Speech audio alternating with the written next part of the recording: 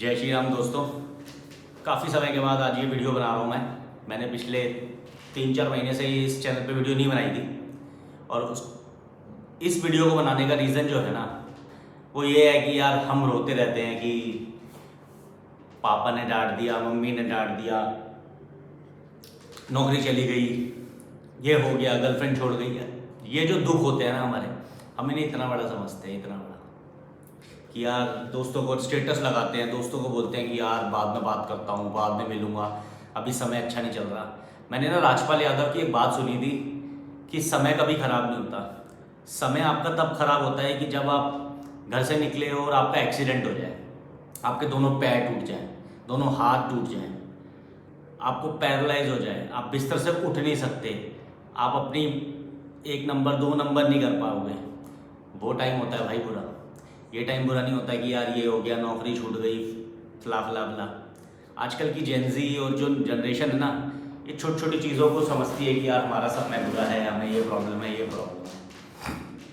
ये सिर्फ एक फेस होता है लाइफ का, जो वो लोग नहीं समझ पाते जिन्होंने या तो नया नया जवानी में कदम रखा है, या उन लोगों का जिसका पिछले 10-15 साल से बहुत ही स्टेबल लाइफ चल रही है, या करियर ग्राफ जो है वो ऊपर की तरफ जा रहा है। तो उन्हें ऐसा लगता है कि यार बुरा टाइम आ गया है, ये हो गया है, वैसा हो गया है। समय बुरा नहीं होता मेरे भाई, थोड़े फेजेस चेंज होते हैं और वो आने वाले टाइम में फिर से चेंज हो जाएगा। हो सकता है थोड़ा सा और डाउन हो जाए, हो सकता है थोड़ा और अप हो जाए, तो वो चीज़ होती है। तो आगे बढ़ते हैं इस टॉपिक से। मेरा जो मोटिव है, मैं आपको बोल रहा था कि जो मैं वीडियो बनाने का मोटिव था वो ये था कि इंस्टाग्राम पे ना मेरे पास एक मैसेज आया। राजस्थान में बीकानेर के पास ना 80 या 90 किलोमीटर दूर ना एक गांव है, मेरे को एग्जैक्टली गांव का नाम याद नहीं आ रहा। एक लड़की ने मुझे अप्रोच किया कि भैया मैं आपको कुछ बताना चाहती हूँ। उस लड़की का नाम था गुंजन, और आज की डेट में उसकी एज है 17 साल। तो उसने मुझे बोला कि मुझे आपका फ़ोन नंबर चाहिए, मुझे आपसे बात करनी है। मैंने कहा ठीक है, क्योंकि यार मेरा चैनल का जो मोटिव है वो यही है कि मैं ज़्यादा से ज़्यादा लोगों की लाइफ के बारे में जानूँ, उनके अच्छे फेस, बुरे फेस, उनकी लाइफ लर्निंग, जो भी उन्होंने प्रॉब्लम लाइफ में फेस करी है उसके बारे में मैं उनकी चीज़ें समझूं और आप लोगों को बताऊं और आपसे सॉल्यूशन लूं। या आप लोग अगर कुछ डायरेक्ट हेल्प करना चाहें या कुछ और तरीके से उनको रीच आउट करना चाहें तो उसमें मुझे कोई प्रॉब्लम नहीं है।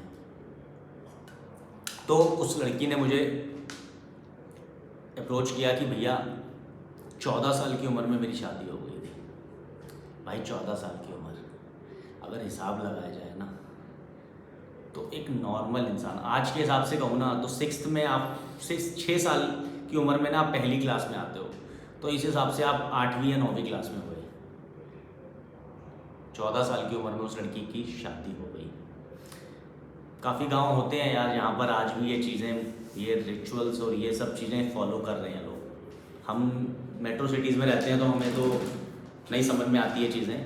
हम तो सिर्फ क्राइम पेट्रोल या बाकी जो शोज़ वगैरह होते हैं, मूवीज़ वगैरह होती हैं, उनमें ये चीज़ें हम देखते हैं कि यार छोटी उम्र में शादी हो जाना, ये हो जाना, वो हो जाना। तो चलो छोड़ो इस टॉपिक को।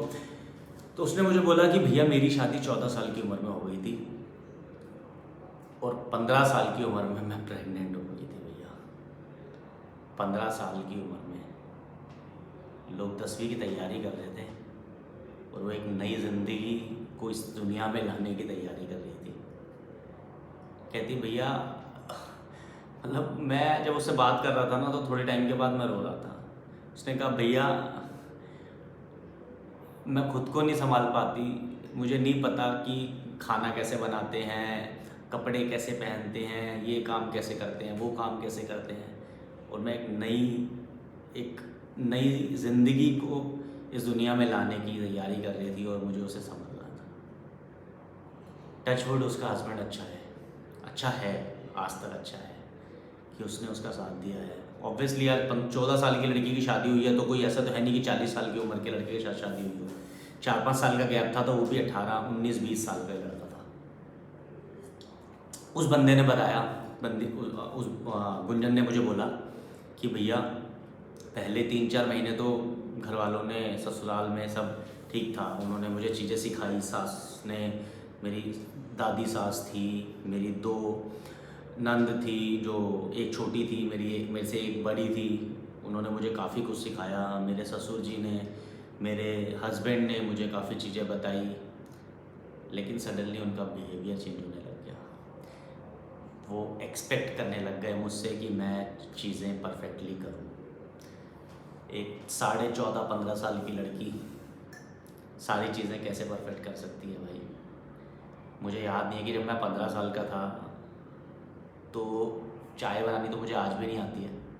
उस टाइम पर मैं दूध उबाल सकता था, दूध पानी गर्म कर सकता था, या स्कूल से आने के बाद अपने शूज़ को सही जगह पे रख सकता था, एंड रख सकता था। और उसके घर वाले उससे सब कुछ एक्सपेक्ट कर रहे थे कि वो सारी चीज़ें सही से करेगी। धीरे धीरे डांटना शुरू हुआ, मारना शुरू हुआ, उसके परिवार को बीच में लाना शुरू हुआ कि भाई तुम्हारी बेटी है, तुम्हारी बेटी हो। चीज़ें थोड़ी थोड़ी बिगड़ने लगी। लेकिन एक चीज़ उसके साथ अच्छी थी कि उसका जो हस्बैंड था रवि, वो उसके साथ था। लेकिन वो भी बहुत छोटा था, तो अपने परिवार से लड़ नहीं सकता था, उनको समझा नहीं सकता था, तो दोनों मिलकर फेस कर रहे थे। नवंबर 2000 मतलब ईयर नहीं मुझे याद है, नवंबर में जब वो 15 साल की हो चुकी थी, उसके बाद उसको एक लड़की हुई। लड़की होना उन जैसे इलाकों में, उन जैसे गाँवों में बहुत बड़ा शराब है मेरे भाई। और उसकी लाइफ और ज़्यादा ख़राब होने लग गई। हर चीज़ पे ताने, और सबसे बड़ी चीज़ कि विदिन 6 मंथ्स उससे एक्सपेक्ट किया कि वो दूसरा बच्चा कर ले। बताओ कि 15 साल की उम्र में अगर उसने शादी कर ली, बच्चा कर लिया, तो उसकी शरीर पे क्या इम्पैक्ट पड़ रहा होगा, अब आप सोच सकते हैं। और भी उसने मुझे बहुत सारी चीज़ें बताई थी कि कैसे कैसे आगे उसकी लाइफ और ज़्यादा हेल होने लगी। उसने क्या स्टेप लिया जिसमें पहले उसके परिवार वालों ने उसका साथ नहीं दिया, लेकिन कुछ टाइम बाद उसके परिवार को समझ में आया और उन्होंने उसका साथ दिया। उसके हस्बैंड ने उसका साथ दिया, तो उसने कुछ स्टेप्स उठाए जो उसकी लाइफ में आगे जाकर कारगर साबित हुए। और आज जब वो 17 साल की है, तो उसकी लाइफ कैसी है आज की डेट में, अच्छी है, बुरी है, किस तरीके से है, ये मैं आपको नेक्स्ट एपिसोड में बताऊंगा, क्योंकि वीडियो बहुत बड़ी हो गई है। और दूसरा कि मेरे को वो शब्द और मुझे वो हिम्मत चाहिए उस कहानी को पूरा करने के लिए, जो मैं सच में को आज मैं पहली बार पानी का गिलास लेके बैठा हूँ, क्योंकि हर लाइन में मेरे को उसने जो जिस मतलब उसकी जो आवाज़ थी ना, उसमें इतना रोनापन और कह सकते हैं कि एक स्ट्रांगनेस थी। जिस चीज़ को मैं अब जो आपको बता रहा हूँ ना, तो मेरा गला सूख रहा है हर बात पे। मैं फील कर रहा हूँ, मुझे ऐसा लग रहा है जैसे कि मैंने जी है वो लाइफ, उस चीज़ को मैं फील कर रहा हूँ। तो इसलिए मैं चाहता, मतलब मैं पानी इसी लेके बैठा हूँ कि हर लाइन के बाद ना मुझे ऐसा लग रहा है कि यार गला सूख रहा है, मैं आगे नहीं कुछ बोल पाऊँगा।